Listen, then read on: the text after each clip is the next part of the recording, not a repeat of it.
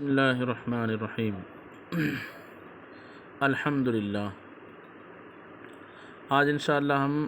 الف لام کے تعلق سے، الف لام جو حرف تعریف ہیں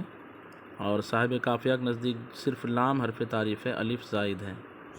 اور بعض نحویوں کے نزدیک جو ہے حرف تعریف ہے، لام جو ہے زائدہ ہے، اور بعض نحویوں کے نزدیک ال پورا مجموعہ حل کی طرح حرف تعریف ہے۔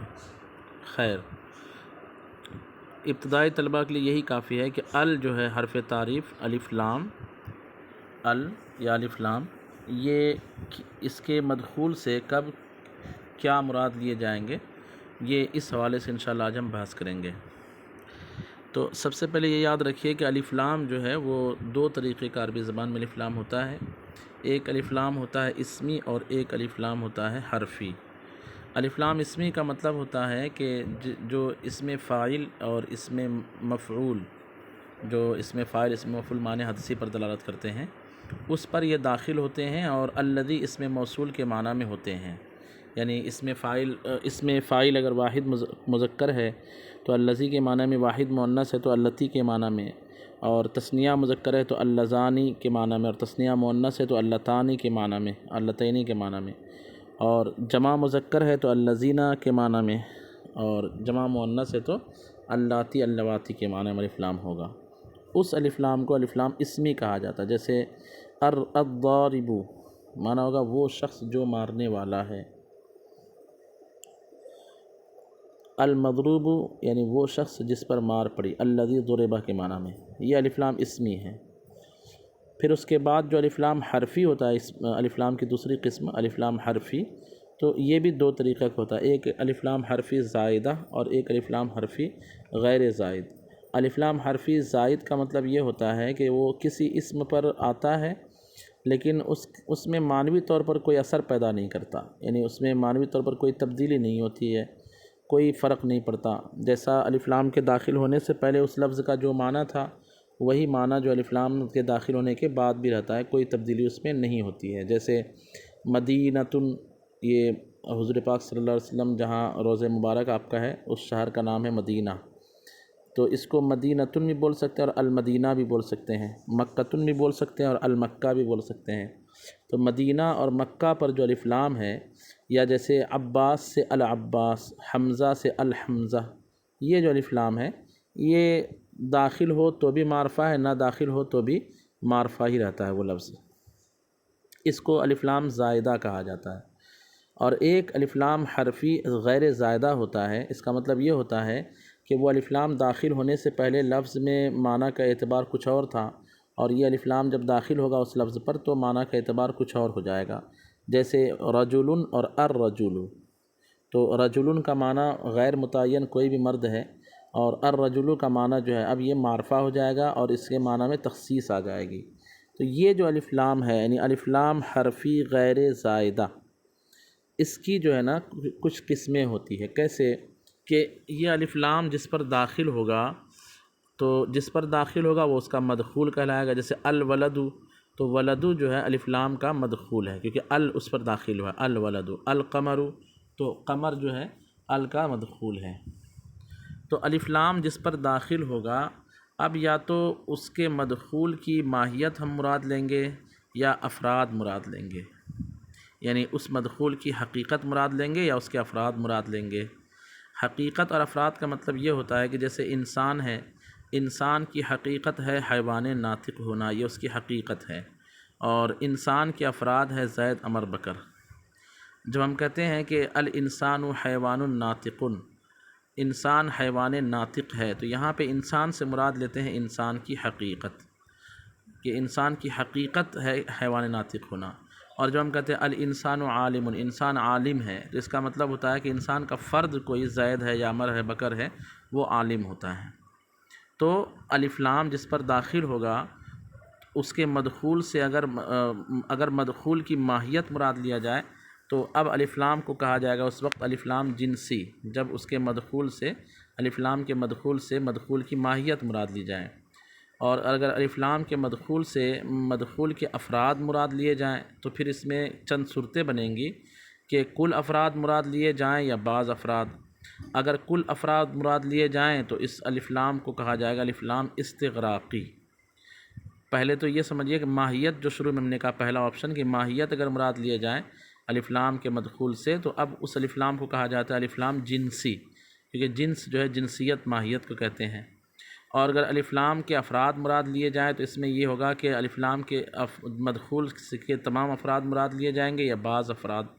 اگر تمام افراد مراد لیے جائیں گے تو اس الف لام کا نام رکھیں گے الف لام استغراقی، اور اگر بعض افراد مراد لیں گے تو اب سوال ہوگا کہ وہ بعض افراد خارج میں موجود ہے یا ذہن میں موجود ہے۔ اگر وہ بعض افراد خارج میں کوئی ہے تو اس کا نام رکھا جائے گا الف لام عہد خارجی، اور اگر اس کے مدخول کے بعض افراد خارج میں نہیں ہے بلکہ ذہن میں ہے تو اس الف لام کا نام رکھا جائے گا الف لام عہد ذہنی۔ یہ مشہور 4 تقسیم ہوتی ہے، الف لام جنسی، الف لام استغراقی، الف لام عہد خارجی اور الف لام عہد ذہنی۔ یہ معنی الف لام کی قسموں کو اس طرح کی یاد رکھنا اس لیے ضروری ہے کیونکہ کئی بار ایسا ہوگا کہ اگر ان چیزوں کی ہم رعایت نہیں کریں گے تو معنی عربی زبان کا اردو ترجمہ کرنے میں بہت بڑے مسائل کا سامنا ہو سکتا ہے۔ جیسے اس کو مثال سے سمجھیے کہ اگر میں یوں کہوں الرجل خیر من المرأتی، اس میں الف لام الرجل پر بھی داخل ہے اور المرأۃ پر بھی داخل ہے۔ الرجل خیر من المرأتی، مرد عورت سے بہتر ہے، یہ اس کا ترجمہ ہوا۔ اب سوال ہوگا کہ مرد سے مراد مرد کی حقیقت ہے یا مرد کے افراد ہے۔ اگر مرد کے افراد ہے تو پھر سوال ہوگا کہ کل افراد مراد ہیں یا بعض افراد مراد ہیں، ٹھیک ہے۔ تو اگر ہم یہ کہیں کہ جناب یہاں افراد رجل سے بہتر افراد عورت ہے تو یہ بات بالکل غلط ہو جائے گی۔ کیونکہ مرد کے جو افراد ہیں وہ مثال کے طور پر فرعون بھی مرد کے افراد میں سے ہے اور ابو جہل بھی مرد کے افراد میں سے ہے، اور عورت کے افراد میں سے جو ہے وہ حضرت عائشہ رضی اللہ تعالیٰ عنہ بھی ہے، ام المؤمنین بھی ہیں، حضرت خدیجہ الکبریٰ بھی، حضرت فاطمہ رضی اللہ تعالیٰ عنہ بھی ہیں، یہ عورت کے افراد میں سے ہیں۔ تو اب اگر یوں کہیں کہ مرد الرجل میں الف لام جو ہے اگر اس سے مراد افراد لیں کل افراد تو معنی ہو جائے گا مرد کے تمام افراد عورت کے تمام افراد سے بہتر ہے، تو یہ معنی درست نہیں ہوگا کیونکہ اس کا نتیجہ یہ نکلے گا کہ حضرت عائشہ سے معاذ اللہ فرعون بہتر ہو جائے، کیونکہ فرعون مرد کا فرد ہے، حضرت عائشہ عورت کا فرد ہے۔ تو لا محالہ ہمیں یہ کہنا پڑے گا کہ یہاں افراد مراد نہ لیے جائیں بلکہ حقیقت مراد لی جائے، اس طور پر کہ کہا جائے کہ حقیقت مرد جو ہے حقیقت عورت سے بہتر ہے۔ کیونکہ مرد ہونا جو ہے یہ ایسی حقیقت ہے کہ جس کے ساتھ نبوت خاص ہے، یعنی نبی ہونا مرد کا خاصہ ہے، امام ہونا مرد کا خاصہ ہے، جہاد فرض ہو تو جہاد کا کرنا یہ مرد کا خاصہ ہے، ایسے ہی جو خلیفہ ہونا مرد کا خاصہ ہے۔ تو کئی ایسی دینی نعمتیں ہیں کہ جس کے ساتھ صرف مرد مختص ہوتا ہے، عورتیں اس میں حقدار نہیں ہوتی ہے۔ تو اس کا مطلب یہ ہوگا کہ حقیقت مرد جو شخص متصف ہے، حقیقت مرد جو حقیقت مرد ہے، معاف کیجیے، یہ حقیقت مرد جو ہے حقیقت عورت سے واقعی بہتر ہے۔ ہاں ایسا ہو سکتا ہے کہ مرد کے افراد عورت کے افراد سے کمتر ہوں، عورت کے افراد مرد کے افراد سے بہتر ہو، یہ ہو سکتا ہے، لیکن حقیقت مرد جو ہے وہ حقیقت عورت سے بہتر ہے، حقیقت عورت حقیقت مرد سے بہتر نہیں ہے۔ تو دیکھیے یہاں پر ہم افراد مراد لیں گے تو معنی میں خرابی لازم آئے گی۔ اچھا اسی طریقے سے اب یہ دیکھیے کہ کبھی کیا ہوگا کہ افراد مراد لینا پڑے گا، اس کی حقیقت مراد نہیں لے سکتے ہیں۔ جیسے قرآن پاک کی آیت ہے ان الانسان لفی خسر، یہاں پہ الانسان پر جو الف لام داخل ہے تو اس سے اگر آپ کہیں گے کہ جن سے انسان حقیقت انسان گھاٹے میں ہے تو پھر یہ معنی درست نہیں بنے گا، کیونکہ حقیقت انسان تو مکلف نہیں ہے، گھاٹا اس کو ہوتا ہے یا فائدہ کہ جو مکلف شرع ہو، تو اگر اچھے کام کرے گا تو فائدہ ہے، برے کام کرے گا تو گھاٹا ہے، نقصان ہے۔ حقیقت انسان جو ہے یہ تو مکلف نہیں ہے بلکہ حقیقت انسان سے متصف جو فرد ہے زید عمر بکر یہ سب مکلف ہوتے ہیں، مکلف شرع۔ تو اب یہاں پہ طے ہے کہ حقیقت انسان یہاں مراد نہیں لیں گے، جیسے الرجل میں حقیقت مرد مراد لیا، الانسان میں حقیقت مرد مراد نہیں لے سکتے ہیں، کیونکہ حقیقت انسان حیوان ناطق ہونا ہے، تو حیوان ناطق ہونا یہ گھاٹے میں یہ کیا مطلب ہوگا اس کا مطلب یہ ہے کہ الانسان میں ان الانسان میں جو الانسان ہے اس میں الف لام کا جو مدخول انسان ہے اس سے اس کی حقیقت مراد نہیں لی جائے گی بلکہ اس کے افراد مراد لیے جائیں گے، ٹھیک ہے۔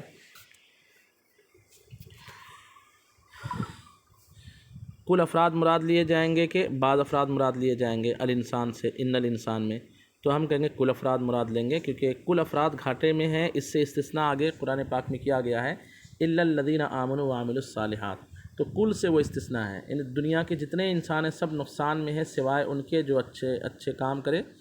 اور جو ایمان لے آئیں اور اچھے کام کریں،